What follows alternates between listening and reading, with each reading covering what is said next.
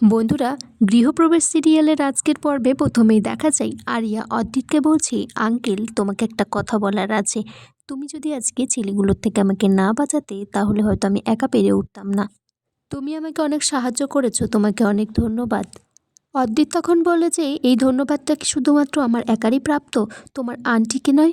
তখন আরিয়া বলে, না না, ওনাকে আমি ধন্যবাদ বলতে পারবো না, উনি আমাকে হাজারটা খারাপ কথা শুনিয়ে দেবেন। মিসেস রায় তো আমাকে সহ্যই করতে পারেন না। আদি তখন বলছে, তুমি শুভকে চেনো না, শুভও তোমাকে চেনে না, কিন্তু তুমি সাজকে যেভাবে কলেজে ডিস্টার্ব করো, সাজের গার্জিয়ান হিসেবে শুভর তো এইটুকু তোমাকে বলাই উচিত ছিল।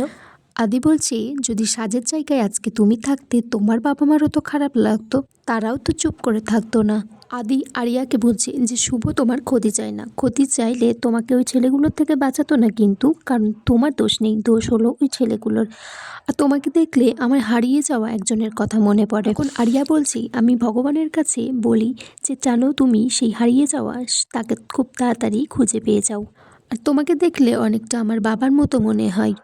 আকাশ তারপর আরিয়ার ফোন করেছে, কিন্তু ফোনটা শুভলক্ষ্মীর কাছে। সে ফোনটা রিসিভ করে কিন্তু কিছু শুনতে পায় না। হ্যালো হ্যালো করে আকাশ ফোনটা রেখে দেয়, বলে পরে আমি আরিয়াকে ফোন করে নেব। এদিকে আরিয়া খুব রাগ দেখাচ্ছে শুভর উপর যে কেন সে ফোনটা ধরলো। তখন শুভ বলছে, কীরকম মেয়ে, একটু বোঝে না যে ওর বাবা হয়তো চিন্তা করছে, তাই আমি ফোনটা বলতাম যে এখানে ফেলে গেছে। শুভ বলছে মেয়েটার এইটুকু লজিক্যালি বুদ্ধি নেই, সবসময় না বুঝে গাগা করে চিৎকার করবে। তখন আরিয়া বলছে, আঙ্কেল এই জন্য আমার ওনার সাথে একদম টেকে না, কারণ উনি এই জেনারেশনের কাউকে সহ্য করতে পারেন না।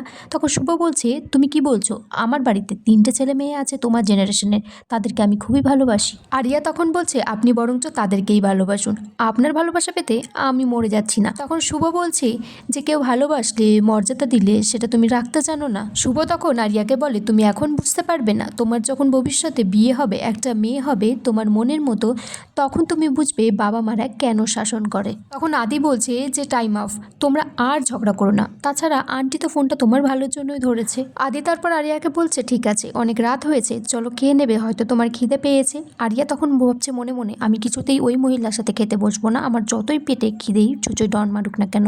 তখন শুভ বলছে আদিতকে যে ছেড়ে দাও, ওকে আমি একবার জোর করে পায়েস আর কচুরি খাইয়েছিলাম, তারপর যা মুখ শুনতে হয়েছে। আদি তারপর শুভকে বলছে, বাচ্চা মেয়ে ছেড়ে দাও, এরকম বলো না। তখন আরিয়া জেদ করে বলছে, আমি আপনাদের সাথে বসেই ডিনার করব আর সব কিছু খাবো। তখন আদি শুভকে বলছে, এটা কি করে সম্ভব হলো? শুভ বলছে, জেদি মেয়ে তো যেটা করতে বারণ করবে সেটাই তো করবে, তাই তো আমি সুযোগের সদ্ব্যবহার করে নিলাম। এদিকে 19-20 বছর আগে আকাশ যে শুভর মেয়ে শ্রী মানে আরিয়াকে ছোটবেলায় কিডন্যাপ করে বিদেশে নিয়ে গেছিল, এয়ারপোর্টে সেই ছবিটা পাওয়া গেছে সিসিটিভি ফুটেজে, কিন্তু আকাশের মুখে কিছু থাকায় তাকে পরিষ্কারভাবে চেনা যাচ্ছে না। এদিকে আকাশ বাড়িতে বসে বসে মদ খাচ্ছে আর বলছি যে শুভ, তুমি জানো না যে তোমার মেয়ে শ্রী আরিয়া, আর তাকে আমি কিডন্যাপ করে নিয়ে গেছি, আর তাকে কিন্তু আমি তোমার মতো আদর্শবান বানাইনি, আমার বোন মোহনার মতো বানিয়েছি। তারপর খাওয়ার টেবিলে আরিয়া বলছে, আমার মাশরুমে অ্যালার্জি আছে। আদি তখন শুভকে বলে, তোমারও তো মাশরুমে অ্যালার্জি।